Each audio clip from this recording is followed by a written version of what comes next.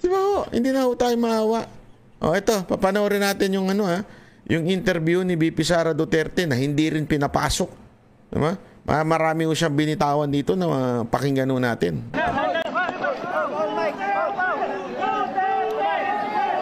PNP ang in charge at siya ang nagsasabi kung sino ang pwedeng pumasok at hindi pumasok. Kausap namin yung aming ICC lawyer and sinabi niya this has never happened before at sinabi niya na it's craziness. Inaasahan po naman sasalita ngayon si BBM sa publiko. Anong inaasahan nyo? Ano mga paliwanag pa or appreciation pa rin? Ano bang inaasahan nyo? Ano pa bang diba? Nagbigay nga siya ng statement ng 20 pesos per kilo na bigas. So ano pa bang aasahan natin sa Ano daw ba reaction ni VP Sara Duterte tungkol dito sa press briefing ni Marcos? Sabi niya, aasahan pa ba natin yun? Doon na nga lang sa simpleng 20 pesos na bigas, nagsinungaling. Ito pa kaya? Isang malaking katarantaduhan po yun. Mga statements ng Pangulo. Nakikita naman natin kung ano yung ginagawa nila, na panggigipit nila. Hindi na tayo member ng ICC at noong final yung ICC complaints, out of time na sila. Ni-raise natin yan ilang beses, wala silang jurisdiction. Pero tayo lang sa buong mundo ang bayan o bansa na nagko-cooperate sa ICC. Para tayong doormat. The Philippines is like a doormat for other countries, not just the ICC, no. Kung sino man yung sumasamantala sa ating bayan. Yeah. Nakakalungkot dahil saan ka ba nakahanap ng bayan na yung kanyang citizen mismo ibibigay niya sa dayuhan. Nakakahiya bilang isang Pilipino. Correct. Alam mo, ganda ng sinabi niya doon. Ano? Totoo yun eh. Sabi ko nga sa inyo, this is no longer a question of politics. Hindi na ho ito, lagpas na ho sa politika ho ito. Hindi na ho ito laban ng Marcos at Duterte. Ito ho'y pagsuko ng sovereignty natin sa ibang bansa, sa ibang tao. Yun eh. Pag na ito, para mo sinabing, wala na kaming dito, wala na kaming justice system dito. Hindi namin kaya si Rodrigo Roa Duterte. Walang justice system sa Pilipinas na tatakbo tayo dun sa ICC na hindi naman tayo membro. Parang ganun na ho yung sinasabi natin bilang bansa, kaya nga doormat na ang tawag sa atin para ho tayong, ewan ko ba, nakakalungkot. This is something na I really thought meron tayong araw ng kalayaan. Wala pala. Hindi kasi wala tayong pinagkatandaan. Ilang bansa na sumakop sa atin, di ba? Japan, Espanyol, mga Spain, di ba? Americans. Sinakop tayo niyan. Anong nangyari? Akala ko ba malaya na tayo? Para ngayon, pinasakop natin ang ating justice system sa banyaga, sa ICC. Again, alam mo yung mga pumapasok sa ICC, yan yung mga jologs na bansa eh. Sorry pero ano ho yan eh, yan ho yung masasabi nating wala nang hustisya sa lugar nila. Kaya kailangan na ng International Criminal Court. Kasi hindi na kaya ng kanilang korte i-handle yung kriminal na mga tao o leader.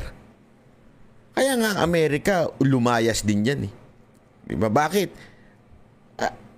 Para mong sinasabing, pasensya na mga inutil tong husgado namin eh. Kaya kayo na lang umusig kay Rodrigo Roa Duterte. Inutil tong mga judge namin. taliwas kasi. You know why? Etong Tory na to nagsampa ng kaso against Duterte, di ba? So it only means siya po ay merong naiintindihang hustisya sa Pilipinas. Ibig sabihin, siya ho'y naniniwala pa na meron pong hustisya na gumagana. O bakit may ganito? Di ba? Ang tindi nito, Brad. Yung bago siya umakyat at currently na nakaakyat na siya dun sa... Nagkausap kami kanina pero medyo choppy kasi yung signal dun sa loob kasi ginajam yung signal.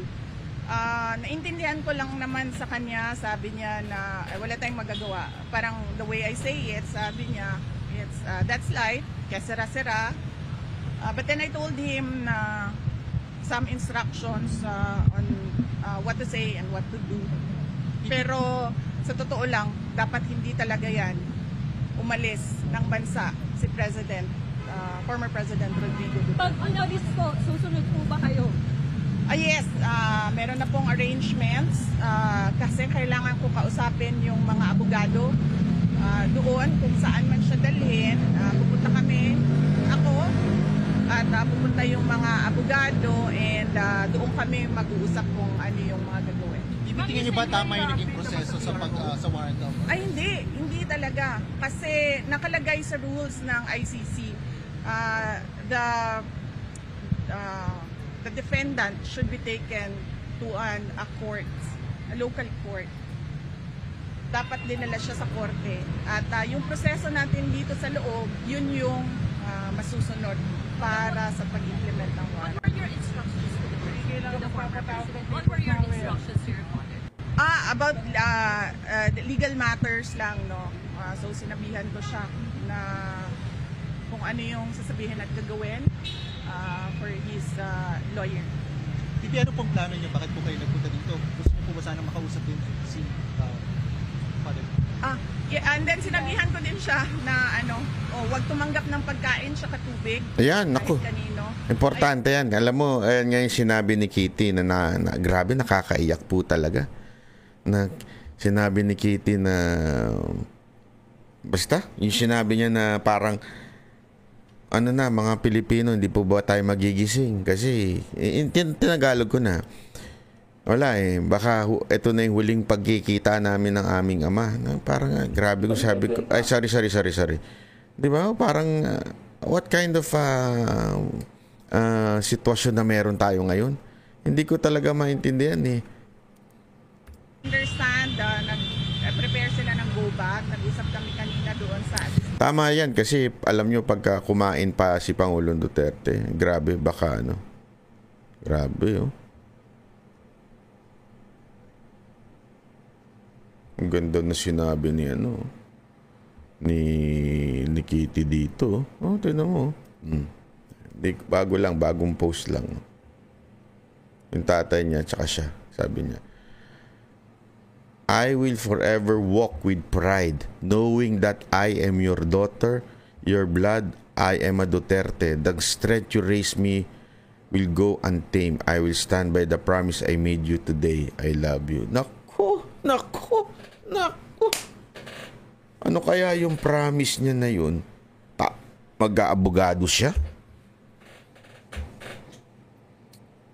Tatakbo siya? Kasi iba tapang nito. Mahana kay BP Sara Duterte rin ang tapang nito. Di ba? Hindi, ito yung, wala na ata yung, hindi, ito. They took my dad from us, put him on a plane, and wouldn't say where to. People wake up. Yan ang sinabi niya. Naku, talaga na naman,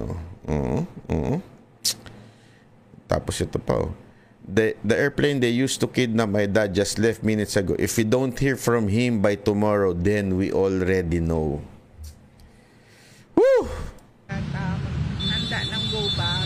So, Hindi kayo pinapasok. Ano pong plano niyo dito ngayon? well, nag-aantay ako. Papasukin nila. Dahil gusto ko makausap personal. Mahirap kasi sa video call kasi choppy. Ginajam nila yung signal. Kailangan ko siya kausapin. Kami ma'am, kahit ano mangyari, Dami sa iwanan. Ano pong sabi sa Ano mangyari? Dami sa iwanan. Maraming salamat. Kaya mga kababayan, huwag tayong bibitaw ha. Huwag tayong bibitaw. Kahit nadala ho nila si Pangulong Duterte, there is another Duterte, which is BP Sara Duterte. Hindi pa tapos ang laban. Ito'y simula. This is the spark of everything that will happen to us. Sabi ni Attorney Raul Lambino, nag-grant na daw yung TRO. Any update po dito? Wala po akong update sa temporary restraining order ng Supreme Court. But as I said, lahat ng mga tao dyan sa loob ng base at dyan sa airport, kung Pilipino ka, hindi ka papayag na ginagawa ito. Were you surprised? If you come daw po were you surprised by this scenario, or is it something that you expected? Oh, the moment that I was still in the cabinet when this was mentioned, and the moment that I talked to the Justice Secretary, and then I noticed that he had very vague answers. We already started to prepare, but I have a different set of lawyers than President Duterte, so we have a book about what to do and all the research materials about ICC. So that is what we did, and then we shared our drafted petition. We had two for me. We shared it with the team of PRRD. VP, I know this may be a sensitive question, but have you reached out to the President himself regarding the matter? No, Why not? because the way that they are doing it right now, there's no talking to the President. Because it's very easy for him to say, do not turn him over to the ICC. You can detain him here, wherever in the Philippines, but do not send him wherever the ICC says. You have a message to BBM. If ever na padala kayo sa Tarik si dating ako ni Marcos, kailan po pala? Ay, siya, padala mo doon. Oh, sorry. Dating Pangulo na siya, very soon. Ano? Ay, lupit nun, ha? Konting pitik yun, ha? Kasi tinutukoy niya dito yung kay Marcos, eh. Basta pinag-usapan nila dito si Marcos kung ano yung masasabi niya kay Marcos, ganyan. Tapos sabi niya, dating Pangulo, very soon. Nako! Shit! Gusto ko yun, ha? BP, gusto ko yun, BP. Alam mo, nasa kamay mo na eh. BP Sara Duterte. People are just waiting. And I know,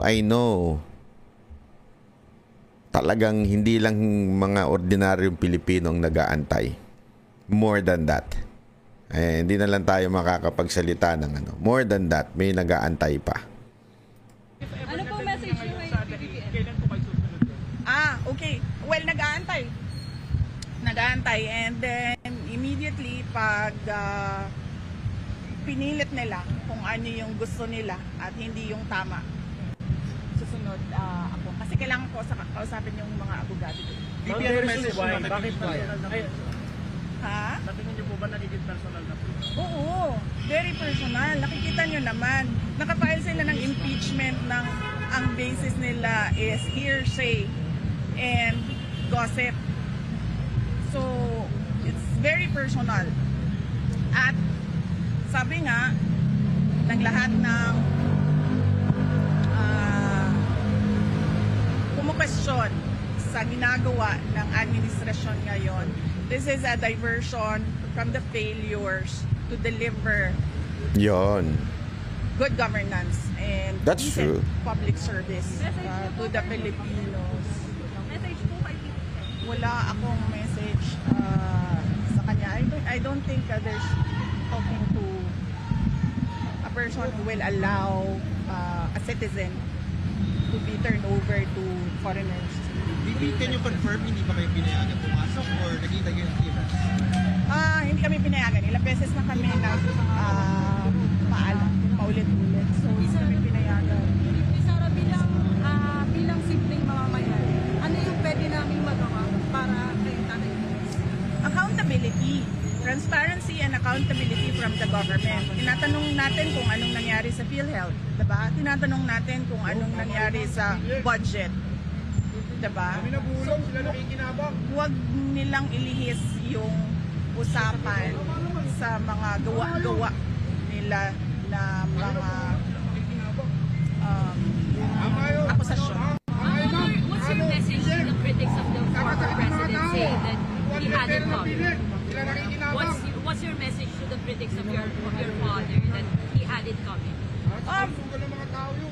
There is no legal basis at all to turn over or to endorse the president, the former president, to ICC.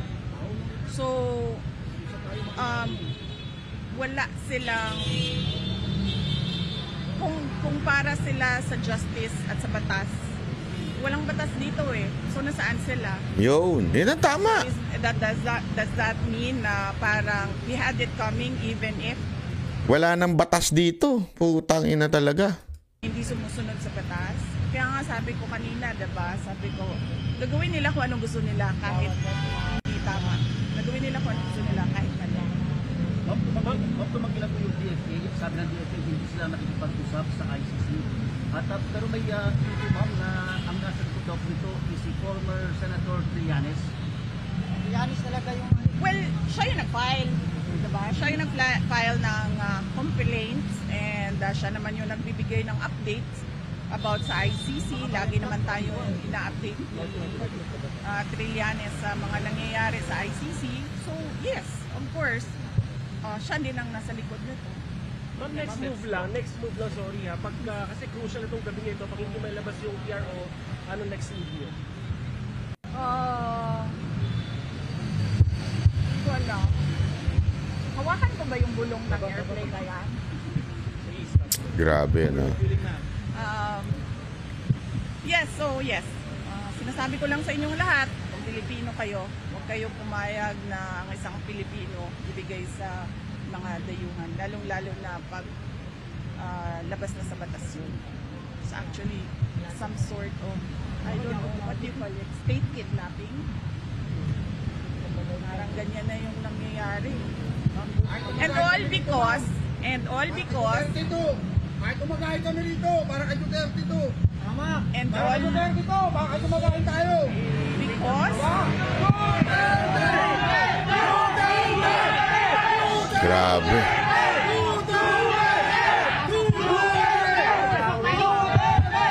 Alam nyo, antayin nyo. Antayin nyo ngayong araw na to. Malupit na hagupis ng taong bayan. Wait lang po, pagka po si Vice President, go Vice. Go Vice. kalimutan. Wait, Kahit kumakain kami rito. Kaya pa rin. Kalimutan. State kidnapping. State kidnapping ka na lang. Yes. And all because mukhang matatalo sila sa midterm elections.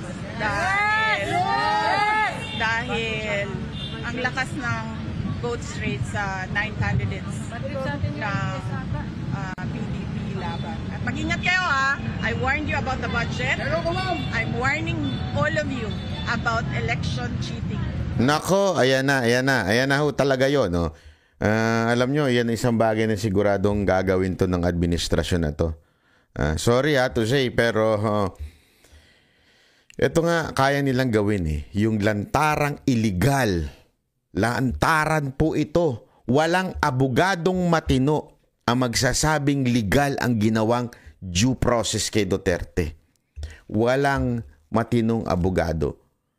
May mga nakausap akong abogado, they are not for Duterte, they are against Duterte sa pagdating sa war on drugs. Pero nung tinanong ko ito na lang tanong, is there a due process na ginawa? Wala. Sabit daw talaga ito. Mantakin mo, we are no longer member of ICC. There is no warrant. The warrant of arrest is written in cellphone. Saan ka nakakita nun? Kayo mga pulis.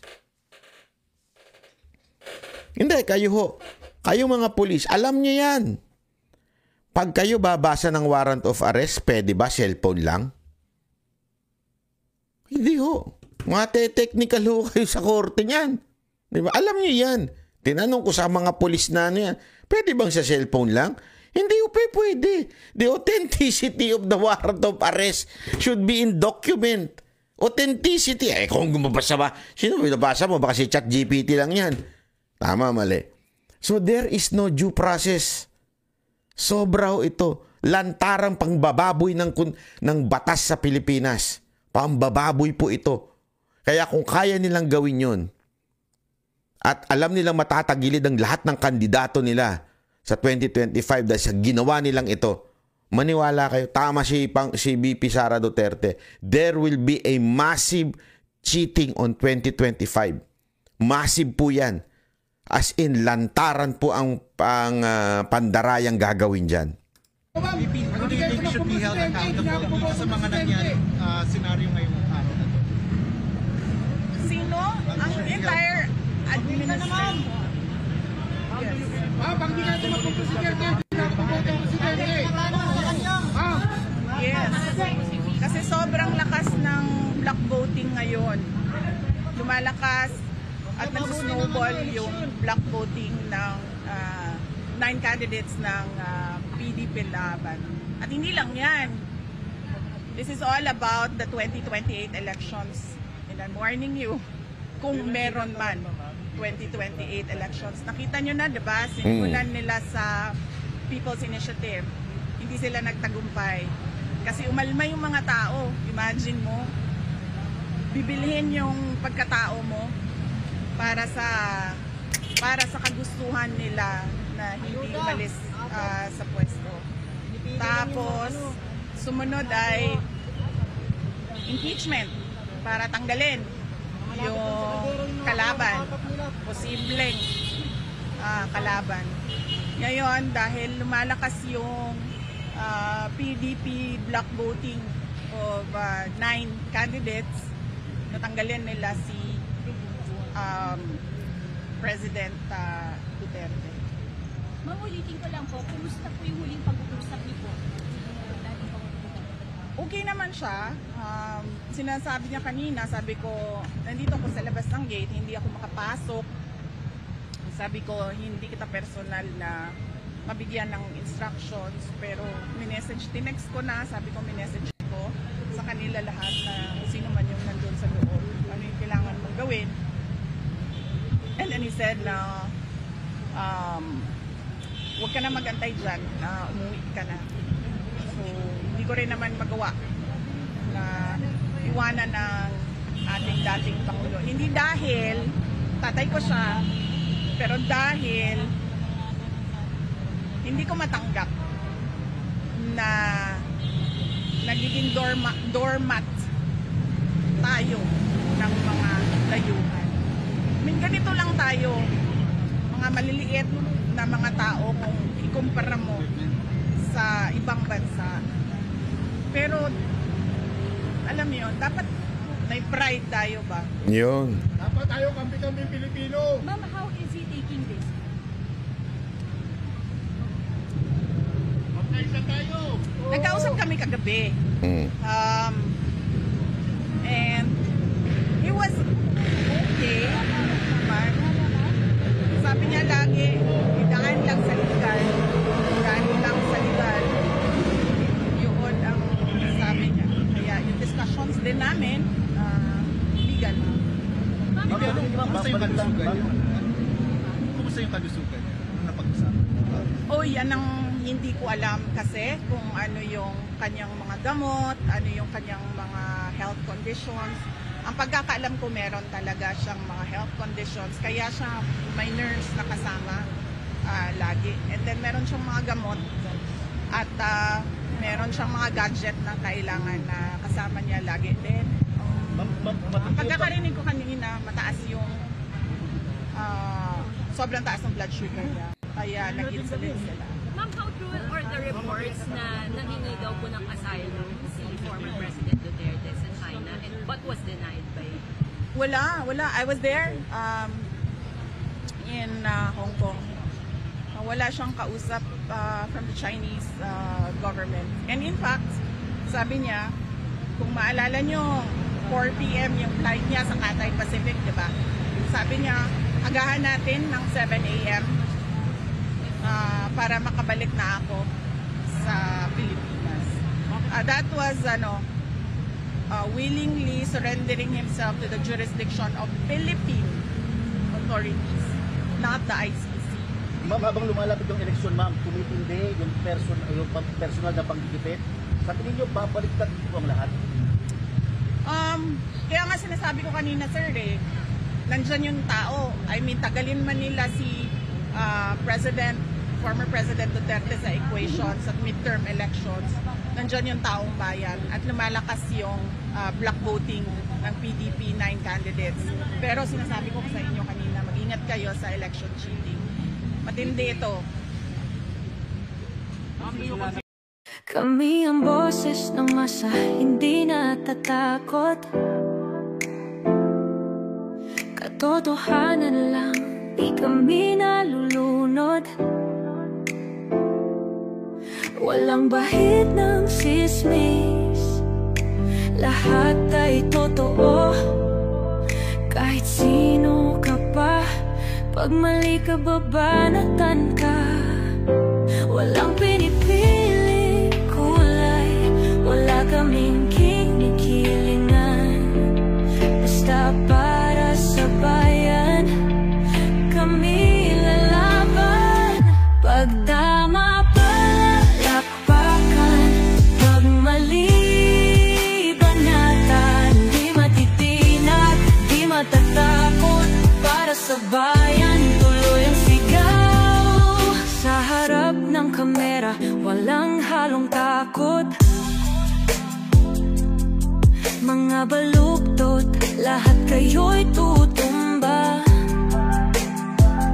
Ang hustisya at totoo, yun lang ang mahalaga. Kahit sinong harang, di kami matitinag. Walang pinipiling kulay, wala kaming kinikilingan. Basta para sa bayan, kami lalaban. Pag tama palakpakan, pag mali banatan. Di matitinag, di matatakot, para sa bayan tuloy ang sigaw.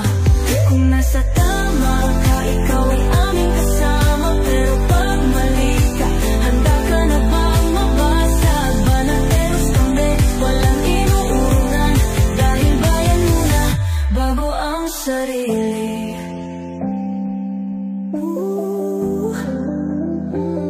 Bago ang sarili.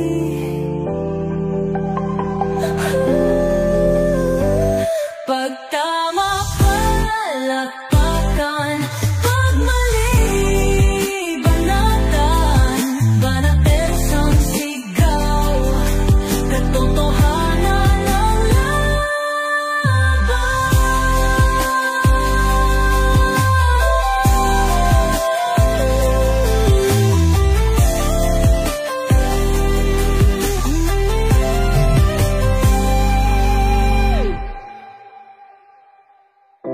Sa harap ng